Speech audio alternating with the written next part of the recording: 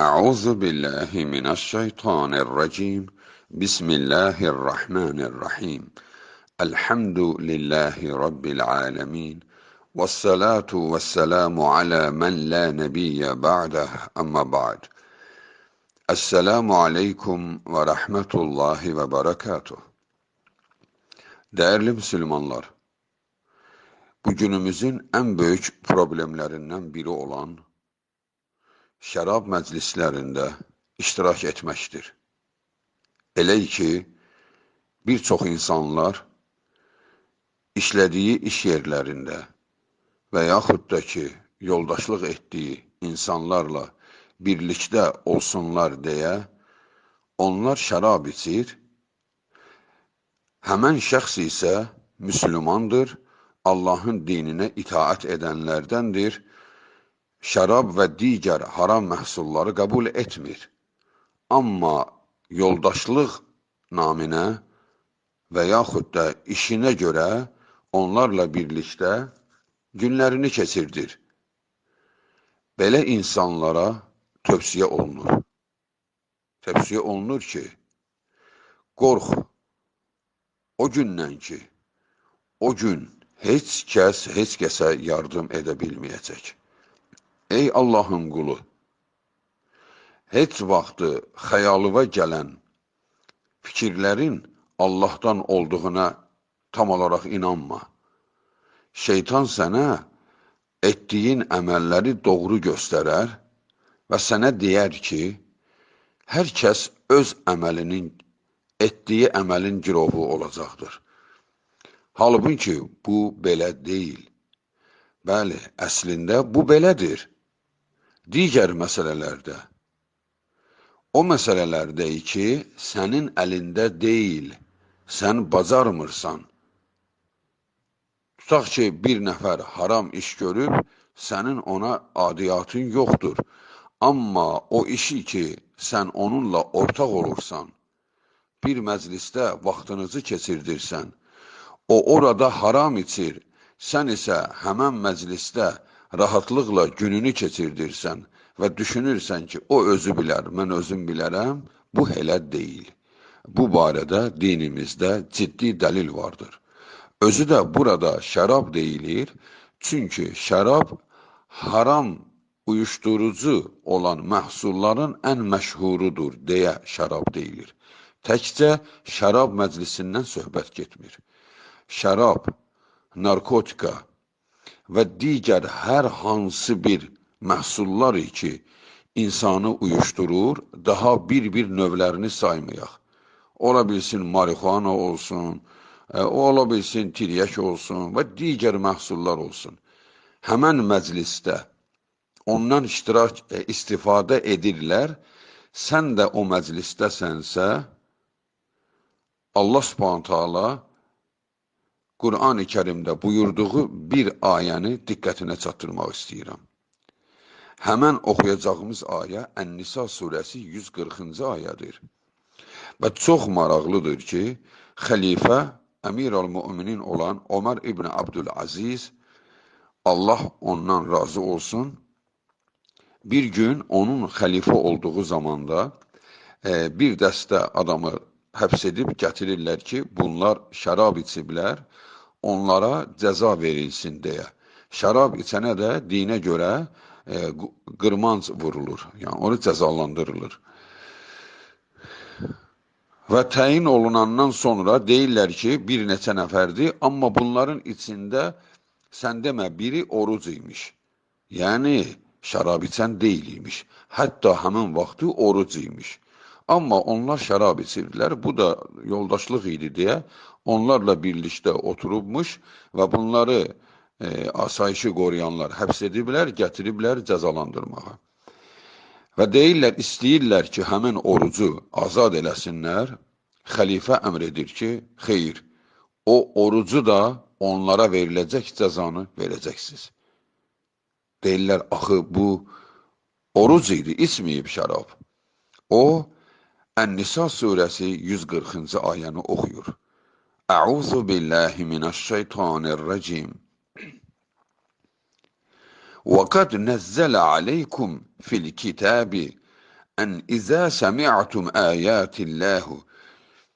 âyâtillâhi yukfaru biha ve yustehza'u biha فَلَا تَقْعُدُوا مَعَهُمْ حَتَّى يَخُوضُوا فِي حَدِيثٍ غَيْرِهِ إِنَّكُمْ إِذًا مِثْلُهُمْ. Məgər deyir Allah Subhanahu taala Qur'an-ı Kərimdə bizə belə buyurmur ki, Allah öz kitabında sizə hökm endirmişdir.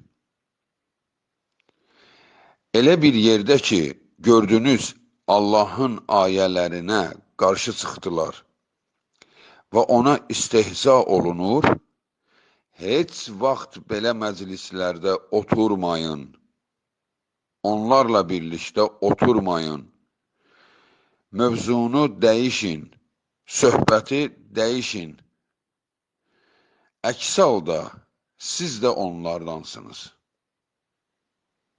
Məgər bu ayəni eşitməmisinizmi? İndi bu şəxs xəlifə deyir, görür ki, onlar şərab içir. Əvvələn onlara qarşı çıxmalıydı, qoymamalıydı. Yox, əgər gücü yetmirsə, mövzunu dəyiş. Allah Subhanahu taala deyir, mövzunu dəyiş nədir? Dur, get, tərk et oranı. Gücün çatır, qoyma bunu etsinlər. Gücün çatmırsa, tərk et. Çünki əks halda sən də onlardansan, deyir Allah Subhanahu taala. Çünki o haram iş görür, sən də onunla oturmusan, xoş söhbət edirsən, xoş günlər yadına salırsan, gülməli hadisələr danışırsan, sanki o Allaha itaat edir. Axı o Allaha üsyan edir. Allah Subhanahu taala şərabdan uzaq durun deyə əmr etdiyi halda, o isə bizə heç nə olmaz, şən, sevinə-sevinə şərab içirlər. Sən necə onların böyründə oturub da dostumdur deyib, iş yoldaşımdır deyib, o özü bilər, mən özüm bilərəm deyirsən. Xeyr, sən özün bilərsən deyil. Allahın Resulü sallallahu aleyhi və səlləm Cabir bin Abdillah radiyallahu anhunun rəvayət etdiyi hədisi İmam Əhməd və bir də İmam Əd-Dərimi bu hədisi rəvayət edib deyirlər. Allahın Resulü sallallahu aleyhi və səlləm buyurmuşdur. Mən kənə yu'minu billahi vəl-yevmil əxiri fələ yəq'udu alə maidətin yuşrabu aleyhəl-xamr. Kim Allaha iman edibsə və axirət gününə iman edibsə, şərab içilən süfrədə oturmasın. Hədisi Cabir radiyallahu anhu rəvayət etmişdir. Deməli, Allahın Resulü sallallahu aleyhi və səlləm deyir, şərab olan məclisdə oturma. Allah Subhanahu taala Ən-Nisa surəsi 140-cı ayədə deyir, Allahın əmrlərinə istehza olunan və ona qarşı çıxılan məclislərdə oturmayın. Oranı ya düzəldin, ya da tərk edin, deyir. Yoxsa siz də onlardan olarsınız. Baxın, bu ayələr bizə göstərir ki, haram edən insanlarla haram etdikləri zaman bir yerdə olmayacaq. İndi belə götürək, o haram iş görür, deməli cahildir, ən yaxşı halda. Bəs onun dostu kamil insandır. Bəs kamil insanların borcu deyilmi cahilləri başa salsın? Bəli, borcudur. Amma orada deyil. Sən bilginən ki, orada sənin onlara gücün yetməyəcək. Çünki artıq şeytan qələbə çalmışdır həmən məclisdə. Sənin orada onları dəvət edəcəyəm deyəcəyin təqdirdə, ola bilsin ki, sənin qəlbində onların etdiyi əməli bəraət qazandıracaq bir duyğular oyatsın. Sən nə bilirsən ki, qəlb necə dönəcək, nə olacaq? Əks halda, heç olmasa belə, hər şey qaydasında olsa belə, sənə icazəli deyil. Oranı tərk et. Qorx o gündən ki, Allah qorusun. Ölüm gözlə qaş arasındadır. Gözlə qaş arasında. Yəni, alnına yazılıb ölüm. Sənin ölümün bəlkə də son saniyələrini yaşayırsan. Həmən vaxtı bir bəla gəldi də, o şadlıq sarayı, o restoran, o məclisə bir daş düşdü də, sən onlarla birlikdə həlak olsan, məhşər günü Allahın huzuruna qalxanda, bu şərab içənlər, zina edənlər, bütün haramı edənlər hansı vəziyyətdə ölürlərsə, o vəziyyətdə dirilirlər. Sən təsəvvür edirsənmi, sənin toplumun ki var idi, siz birlikdə ölmüşdünüz, hamınızı eyni vaxtı gətirəcəklər. Gətirin o şərab məclisində olanları. Sən də onların içindəsən. Bəli, Allahın məhkəməsi sapmaz, səhv etməz. Amma məhkəmə olana qədər, sənin Rabbin səndən soruşana qədər ki, ey mənim qulum, ey mənim mömin qulum, orada nə edirdin sən? Sən xəzalətindən nə edərsən? Ən yaxşı halda, ən yaxşı halda. Pis halı nədir? Rəbbin sənə qəzəbli olsa. Kim çıxar onun qabağına?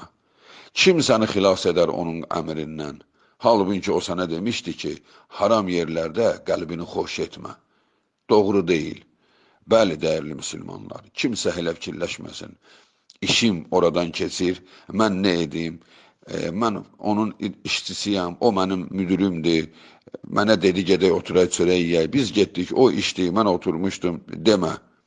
Ən son, əgər heç cür gücün yetmirsə, Allah Subhanahu taala Ət-Talaq surəsi 2-ci, 3-cü ayədə çox gözəl demişdir. وَمَنْ يَتَّقِ اللَّهَ يَجْعَلْ لَهُ مَخْرَجًا. Kim Allah'tan layiqincə qorxarsa, Allah ona çıxış yolu göstərər. وَيَرْزُقُهُ مِنْ حَيْثُ لَا يَحْتَسِبُ. Və onun heç zənninə getməyən yerdən onun çörəyini yetirər, ruzusunu yetirər. وَمَنْ يَتَوَكَّلَ عَلَى اللّٰهِ فَهُوَ حَسْبُهُ. Kim Allah'a təvəkkül etsə, Allah ona bəs edər. Ət-Talaq surəsi 2-3-cü ayələr. Bəli, əgər belə haldırsa, bu iş tez-tez baş verirsə, o zaman işini dəyiş. Halal bir işdə işlə, sənin Rabbin səni dolandıracaqdır. Qorxma, qorxma, ruzu verən Allah'tır. وَالْعِلْمُ عِنْدَ اللّٰهِ تَعَالَى وَآخِرُ دَعْوَانَا أَنِ الْحَمْدُ لِلّٰهِ رَبِّ الْعَالَمِينَ وَالسَّلَامُ عَلَيْكُمْ وَرَحْمَةُ اللّٰهِ وَبَرَكَاتُهُ.